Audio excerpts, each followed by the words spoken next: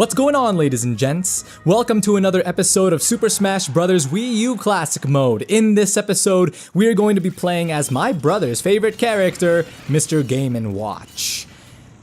Maybe not his favorite character anymore, but he used to be his favorite character. At least I know that he was his favorite character in Melee, I believe it was. Or maybe Dr. Mario was his favorite in Melee, and then he played as Game & Watch more in Brawl. I honestly don't remember anymore. But the point being that my brother is a great Game & Watch player. But anyway, here we go. Round 1, Samus, let's play as Game & Watch. And I'm going to be frank with you, ladies and gentlemen, okay? And I hope that you won't think that I'm sounding rather arrogant or boastful, but I think that I am legit getting a bit better at focusing at the gameplay while I commentate. So, believe me guys, it is possible to make good commentary while at the same time making good gameplay. And the gameplay right now is not helping me prove that statement in any way, but I mean honestly, really, you have to admit that learning how to commentate while playing a game, it's not easy at first. It does take practice, but with all things, as you keep practicing and working diligently, you know, towards things, then there's improvement. I know that the saying goes, practice makes perfect, but let's be real here. Nothing in this world is perfect. But we can admit that it does help us to get better. So while practice doesn't necessarily make perfect, practice does help you become more excellent at things. Man, I was trying to think of a more catchy way to say it. You know, something that rolls off the tongue more and sounds nicer, but anyway, you know what? This gameplay so far isn't actually helping improving my point, but you get what I'm saying, right? Okay, so let me just get this Smash Ball and destroy Samus as an octopus, because that is his final smash. It is a very strange final smash. No, don't get on the platform, Game & Watch. You do not want to do that. And this final smash is not getting me up. Never mind. It did finish her off, so good. That's round 1. We are at 2 minutes now. That is not good. That is not good time. Round 2. Let us see. What are our options here at the moment? I think that we should take on these two Pokemon, Charizard and Mewtwo, some of my 2 favorite Pokemon. I did talk a little bit about some of my favorite Pokemon in last week's, not last week's episode, but in the last episode with the Villager. But I won't say much about Charizard anymore, but let me say things about Mewtwo. Some things that I haven't already said about Mewtwo when I played as him. What else can be said? I mean, he's a first generation Pokemon. He is a legendary Pokemon. Yeah, that's Mewtwo, and he is about to die. Never mind. I got my hopes up too high. Would have been nice though, right? And it would have been kind of sad considering how Mewtwo, one of the most hyped characters in Smash, just died like that. Like, it happens. Remember in this series, remember that one time when I think it was Bowser, the spring in that Sonic stage killed him? And then do you remember how Metal Dr. Mario died in that Kid Icarus stage? I haven't forgotten those moments because they were just rather funny. If you guys saw it, you know what I mean. Alright, so let's take care of Charizard. Maybe... Whoa. That was pretty brutal.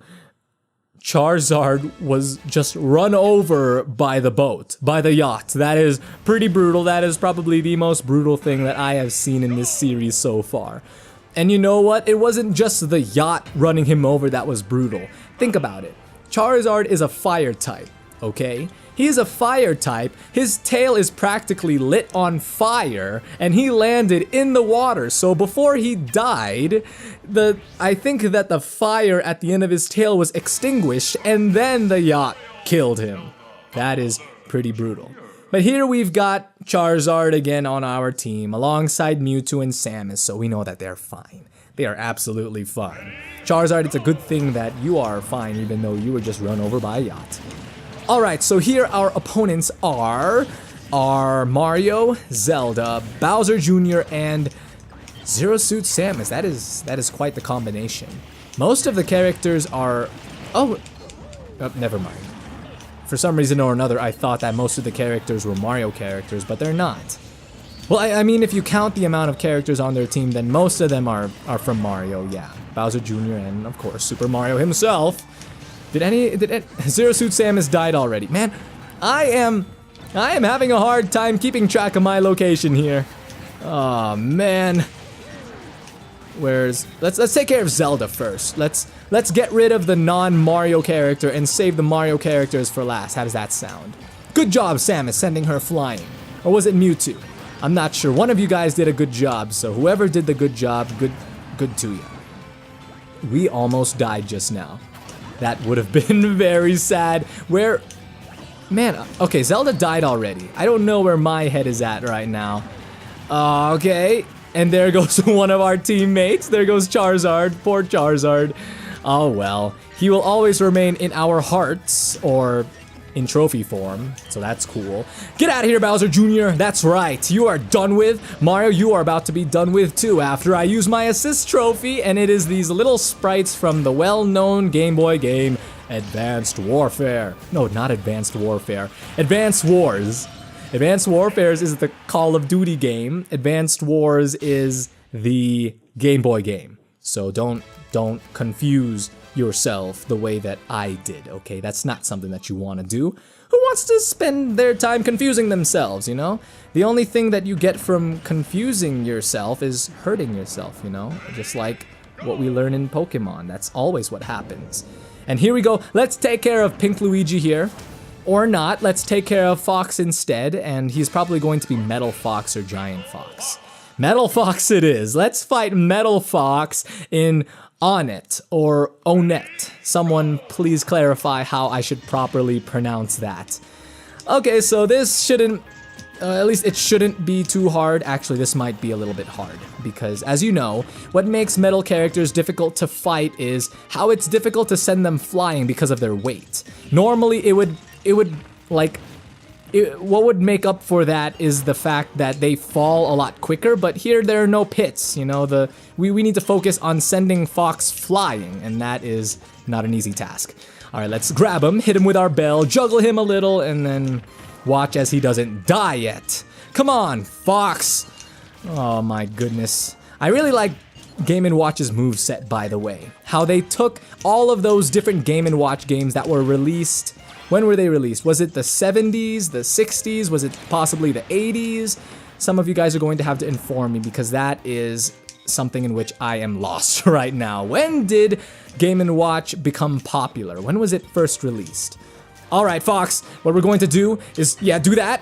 And so you see, he was already at 90 damage when I hit him with that smash attack. And he was hardly sent flying at all. There's 164 and he's still alive. It's okay. We've got this. Let's finish him off with a final smash. How about that? I know that, oh no, or maybe he's gonna finish us off with a final smash. Move. Okay. How many of you guys can think that I can actually survive this without losing a life, you know? Oh, and I actually did. I surprise myself sometimes. And for some reason, when he used his final smash, he was no longer in metal form. I don't know, just an interesting observation. I did not know that Chain Chomp was an assist trophy.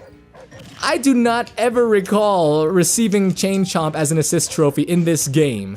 That comes as a shock to me. That's pretty cool though. I really like Chain Chomp. Among all of the different Mario characters, for some reason or another, he marks as one of my favorite. Maybe it's probably because of Super Mario 64. I know that for many of you guys, think about the very first time that you played.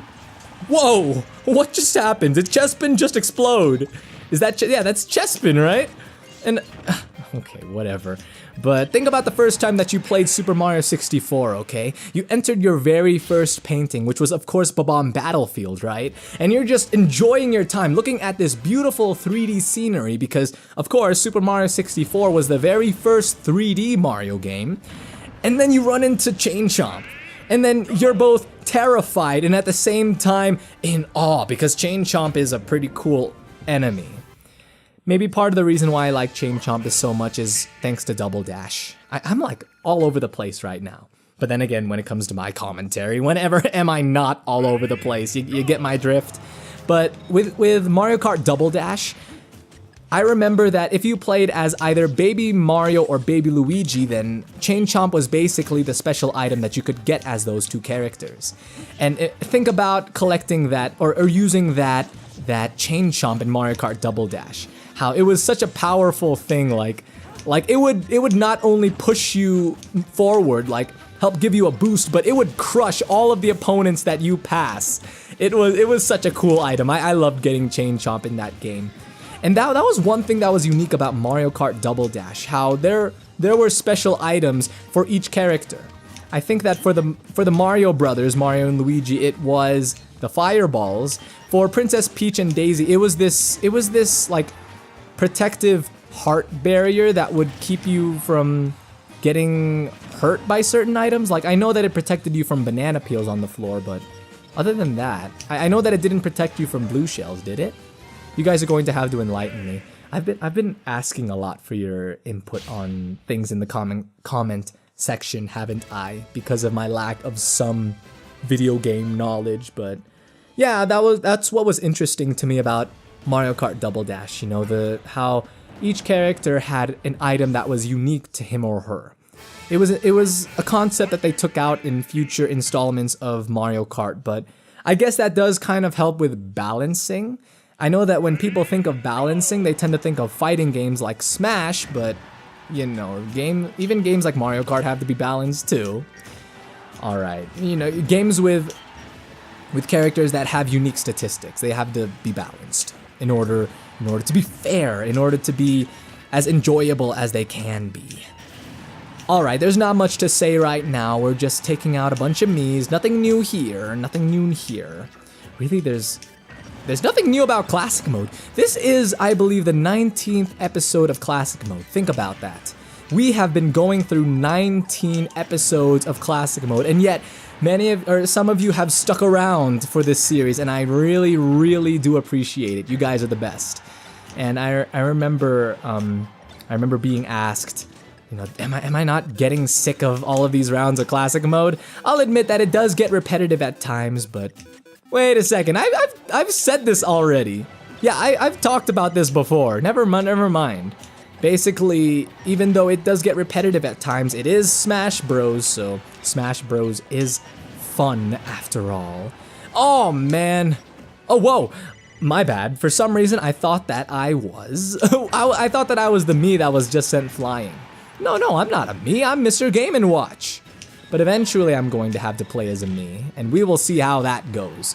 By the way, when it comes to that, I am only going to play as one of the Miis, okay? I'm not going to play as all forms of Miis. That would only extend the series longer than it has to run. As fun as this series has been, that would mean a total of 3 more episodes just from the Mii fighters alone. There's the Sword Fighter, there's the Brawler, and then there is... I think there's one that uses a blaster, right? Kind of like what Samus or Mega Man does. So there's a total of 3 Mii forms, I think. 3 forms of Mii that you can choose from. So you can do that on your own time, you know? You can do that on your own time. My goodness. So here are Master Hand and Crazy Hand. Let's see if we can pull off what we did in the last episode with Villager. Actually completing this final round without losing a life. Because I surprised myself even with that. That was pretty crazy. Oh man, we are doing well so far. Okay, but I think what made us able to do that in the last episode was the lack of Master Core's human form. Now that his human form is around, let's see if we can still clear it without dying. I totally think that it's possible. As I said with the start of this episode, I think that I have been getting a little bit better at focusing on the gameplay even while I commentate, so let's see if I can prove that statement with this very last round of Smash Classic Mode. Oh my goodness. Okay, dodge this! Oh, it's a good thing that Mr. Game & Watch has that parachute at the end of his B-up. You know, not only does Mr. Game & Watch have those firefighters to help him, but he even has a parachute to help him. Yeah, that's pretty cool. You know, oh, and just roll to dodge that. Come on, Crazy Core. Yeah, Crazy Core, that's his name. That's his name, Crazy Core is his name now, ladies and gentlemen. We are, oh, There we go. And that is his first form. Let's take on dog form. This shouldn't take so long. We have gotten very proficient and... Proficient, maybe that's not the right word to use when talking about getting better at Smash, but we've gotten better at fighting the dog form. His attacks really are so easy to dodge now. It's ridiculous.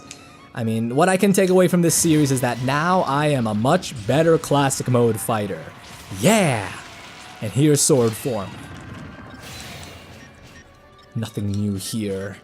Oh man, let's count how many swords there are because we haven't done that yet and I have run out of things to talk about right now regarding Master Core. So there's 1, 2, 3, 4, and 5. There's a total of 5. Oh no! And there goes our first life. We couldn't do it, but that's okay. That's okay. We've still got one more life and I'm honestly not worrying quite yet. We've still got 29, we're only at 29% of damage right now, so we're still doing well in my honest opinion. Dodge this! Come on. It does take a lot longer to take care of this form, doesn't it, huh? Alright, well anyway, yeah, Game & Watch doesn't look all that different, because, you know, Game & Watch is already completely black. Oh, aside from the white stroke, so that's what makes him different. And then the black particles that surround him, and of course his size. He does look bigger. All of the shadow form characters start out bigger compared to their regular forms. But here we go. It's not much. Thinking about shadow form of Master Core though, doesn't that remind you of Soul Calibur a little bit? I mean, for those of you that have played Soul Calibur 2 anyway. You remember in the classic arcade mode how after you take care of all of those different rounds and then make it to the final round, you would be fighting this character who has different, or excuse me, he mimics the fighting styles of other characters from the game. And he was very similar to another character in Soul Calibur 2 called Charade. I'm not sure how many of you have actually played that fighting game, but it is a really fun fighting game, especially the one on the GameCube. And that is because the one on the GameCube allows you to play as Link. I mean, who wouldn't want to play as Link in Soul Calibur, right? And that is why it is the most, it is the version of Soul Calibur 2 that sold the most, I believe. Because I think that on the PS2, the promo was that you could play as Heihachi, forgive me if I butchered that name, but the fighter from Tekken. And then on the Xbox version, you could play as Spawn, the comic book character, but not many people were too excited for that. Not compared to getting excited over Link anyway.